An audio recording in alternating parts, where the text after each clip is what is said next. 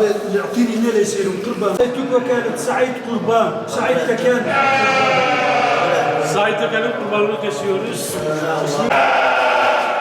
وكان صلاح الدين. قبل التماضي.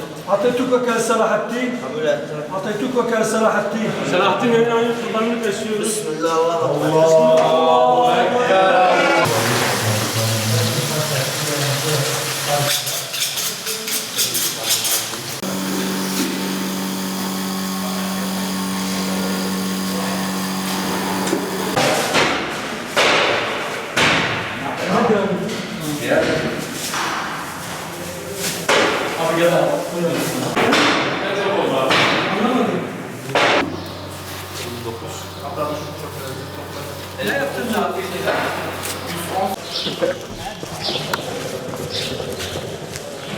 Bekle abi, İsmail abi. Çekme. Abdullah, sadece buraya git.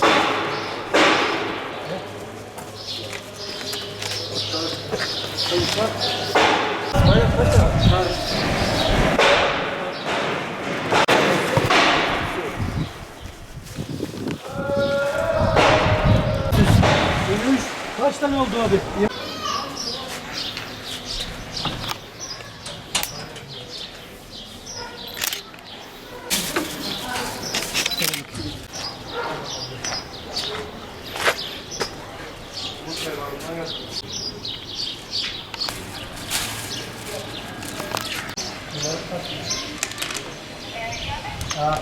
Gamnaki, az vi palimezena vi gamnaki.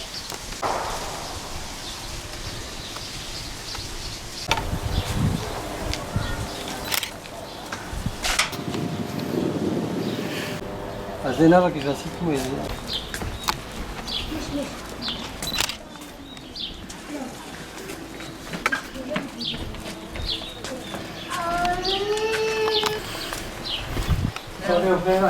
يا وزير فين؟ Kurke termiş var ha, iyi var bir şey. راجل Ha sabi tutaha.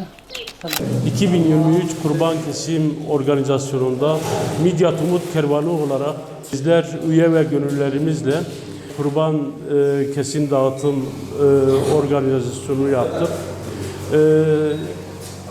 Hayırseverlerin bağışladığı 33 hisseli, toplam 33 hisseli kurbanlarımızı 12 küçük baş hayvan, 3 tane büyük baş hayvan hayvanlarımızı kestik. Rabbim bağış yapan kardeşlerimizden razı olsun. Allah onların kurbanlarını kabul etsin. Rabbim onları Allah'a yakın etsin. Tüm İslam aleminin bayramını kutluyoruz. Bu kestiğimiz hayvanları bayram boyunca fakir, muhtaç ailelere ulaştırıyoruz.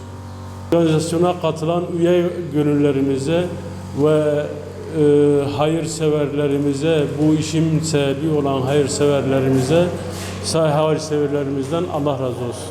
Midyat Umut Kervanı'nın isteyen vatandaşlar için kurbanlarını kestirip istedikleri miktarda bağışlayacaklarını duydum. Ben de kurbanımı Midyat Umut Kervanı'na devrettim. Onlar Allah razı olsun kestirdiler, bölüştürdüler ve bizim evimize istediğimiz fakirlere, yetimlere dağıtacaklar. Kendilerinden bu hizmetlerinden dolayı teşekkür ediyorum. Allah hayırlarını kabul etsin. Kurban Bayramı'nın da ümmetimize, milletimize, vatandaşlarımıza hayırlı olmasını diliyorum. Yardımlaşmayla ilgili şöyle, şimdi her vatandaş her yere ulaşamaz. Her yetimi, her fakiri bulamayabilir. Ama bu Umut Kervanı fakirleri, yetimleri daha önceden tespit ettiler. Dolayısıyla kendilerine gelen bağışları daha önceden tespit ettikleri isimlere rahatlıkla personelleriyle dağıtmaktadırlar. Yine kendilerine teşekkür ediyoruz.